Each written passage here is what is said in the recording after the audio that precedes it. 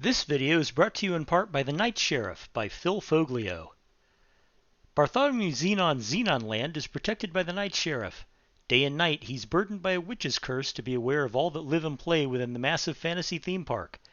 Now an attack on the park by a monster hunter who knows far too much threatens everything: the guests, the staff, and the supernaturals who take refuge in the park.